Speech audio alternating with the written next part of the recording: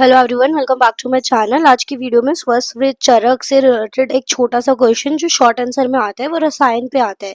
आप लोगों ने इसको याद भी करा होगा, जिसके अंदर इसकी जो एक नंबर की डेफिनेशन आप लिख सकते हो, लाभोपायुशस्तनम रसादीनम रसायनम।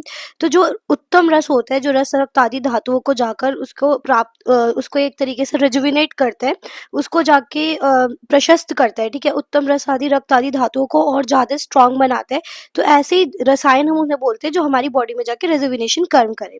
ठीक है, उसके बाद इसका फायदा क्या होता है?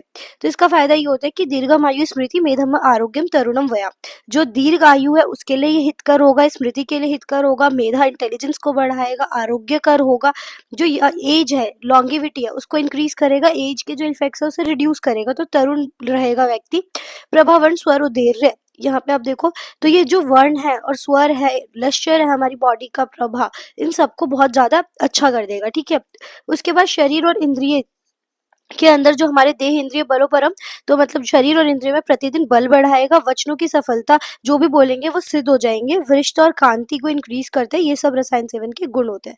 तो रसायन सेवन के लाभ पूछा जाता है आपसे, तो आपको ये लिख कर आना है, दीर्घायु स्मृति वाला। और रसायन क्या होता है? जो एज का इफेक्ट जो है इसे कम करे, लॉन्गिविटी इंक्रीज करे और प्रशस्त उत्तम रस रक्त आदि धातुओं का फॉर्मेशन करे। उसके बाद इसके बाद आपको नेक्स्ट जो याद रखना होता है वो रसायन के प्रकार याद रखने होते हैं। तो रसायन के प्रकार प्रयोग विधि के दृष्टिकोण से ये इंपॉर्टेंट है। ठीक है, शॉर्ट आंसर में भी आता है, तो आपको बिल्कुल याद होना चाहिए कि तो प्रयोग विधि के दृष्टिकोण से दो तरीके के बताए गए, कूटी प्रवेशिका दैट इज इंडोर थेरेपी और वात आतपिक दैट इज आउटडोर थेरेपी। फिर उद्देश्य अनुसार फर्दर 3 टाइप्स के बताए गए काम में, जिसके अंदर कौन कौन से आते हैं? 3 आते हैं, प्राण काम में, मेधा काम में और श्री काम में। तो आपसे ऐसे वेरी शॉर्ट में पूछ लेंगे काम में रसायन को पूरा एक्सप्लेन करने के लिए, तो उसमें आपको 3 लिख कर आना। प्राण काम में कौन होता है?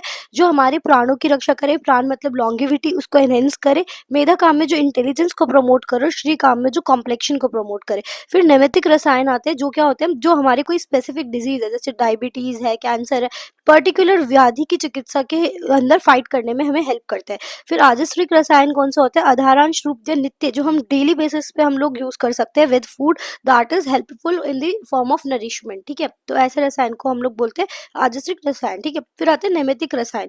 तो अब नैमित्तिक रसायन को हम अलग अलग जैसे भी डिजीज के अनुसार यूज करते हैं। तो दृष्टि रोग है किसी को, तो उसको नेत्र रोग को सही करने के लिए शतावरी त्रिफला लिखी जाती है। श्वास की कोई दिक्कत है, अगस्त्य रसायन दे सकते हैं, भल्लातक दे सकते हैं।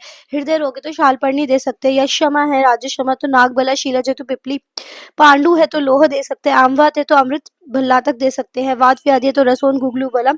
ऐसे ही मेदो रोग में गुगलू हरित की, उच्च रक्तचाप में रसोन बलम, निध्य रसायन, त्वक विकार में त्वक भल्लातक सोमराजी गंधक, प्रमेह में शीलाजतु बहुत अच्छा काम करता है, आम्ल की हरिद्रा और शीतपित्त में हरिद्रा। फिर धातु की दृष्टि से अगर हम बात करें, रस धातु को कौन एनहेंस करेगा? तो खजूर खाना चाहिए, द्राक्षा, काश्मरी। रक्त के लिए लोह, मांस के लिए बला नागबला, मेद के लिए गुगलू शीलाजतु, अस्थि के लिए लाक्षा, वंशलोचन, शुक्ति और शंख। ऐसी मज्जा के लिए वसा मज्जा, शुक्र के लिए वाजिकारक जितनी भी औषधियां हैं। फिर क्षय प्रभाव की रसायन द्रव्य बताए, जैसे कि अगर 1 से 10 वर्ष है, दैट इज चाइल्डहुड फेज, बाल्य अवस्था जिसे बोलते हैं, उसमें वचा और स्वर्ण। और अगर वृद्धि जो ग्रोथ एज है उसके अंदर काश्मीरी, अश्वगंधा, बलम। फिर 21 से 30 अगर लश्यर की बात करें, लश्यर वाला एज होता है, तो यहाँ पे लोह और आम्ल की खाने से काफी अच्छा लश्यर होता है। फिर 31 से 40 में हम इंटेलेक्चुअल रसायन देंगे, शंख पुष्पी, ज्योतिषपति। फिर त्वचा के लिए देंगे सोमराजी, भृंगराज, इस तरीके से है। फिर प्रमुख रसायन के कुछ योग है, जैसे ऋतु हरित की, च्यवनप्राश, अवले, पिपली वर्धमान रसायन, आम्ल की रसायन, भल्लातक रसायन, शीलाजतु और त्रिफला। तो ये रसायन पे अगर आपका क्वेश्चन आएगा शॉर्ट में, तो आप इतना मोर देन इनफ है, आप लिख के आ सकते हो। Thank you so much for watching this video, do like, share and subscribe. PDF will be available at my Telegram channel.